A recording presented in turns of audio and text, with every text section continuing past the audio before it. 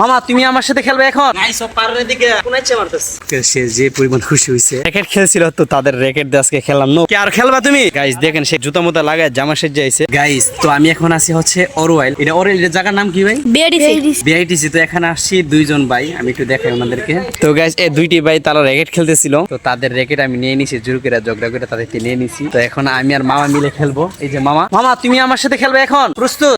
তো গাইস এখন মামার সাথে খেলবা, দেখি কি অবস্থা। যে ফালাবে আউট গাইস, যে ফালাবে সে আউট। মামা এই মামা কত গাইস সব পারের দিকে কোন ইচ্ছে মারতেছ।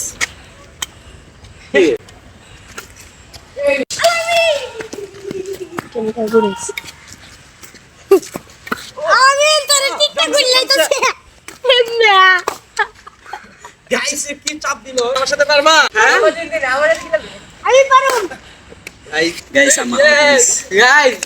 মামারে উইকেট করে ফেললা। গাইস আমার আউট করে সে যে পরিমাণ খুশি হয়েছে।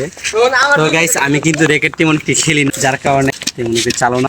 তো মামার সাথে আজকে একটু দেখলাম, মূলত খেলার নিয়ত না, আসছিলাম ওরলে কিছু বাজার করার জন্য। তো এখানে আমরা মসজিদের পাশে একটা মসজিদ নামাজ পড়ছি, নামাজ পড়ার পর কিছু ছোট ভাইয়েরা তারা একটু দেখাই তাদেরকে। এই যে ভাইয়েরা তারা র্যাকেট খেলছিল তো তাদের র্যাকেট দিয়ে আজকে খেললাম। নো ভাই তোমাদের র্যাকেট। তো তারা তুমি কি মাদ্রাসায় পড়ো? কতটুকু পড়ছো? 10 পারা, মাশাআল্লাহ। আর তুমি কি পড়ো? পড়ো না? কতটুকু পড়াশোনা করছো? 4 পর্যন্ত। আর তুমি? তো মামা তুমি তো আমার হারাই দিলা, কি বলবা বলো? গাইস আমি নতুন তো তেমন একটি খেলা পারি না, মামা কিন্তু পুরানো খেলোয়াড়, যার কারণে আমার হারাই দিয়েছে সে। তো এই হচ্ছে অবস্থা। কি আর খেলবা তুমি? হ্যাঁ গাইস দেখেন সে খেলা পারে দিকে আছে খেলবো সে। তুমি না হাঁটতে আইছো? গাইস দেখেন সে জুতা মুতা লাগায় জামা সেজে আইছে, তো আজকে সে হাঁটার জন্য আসছে।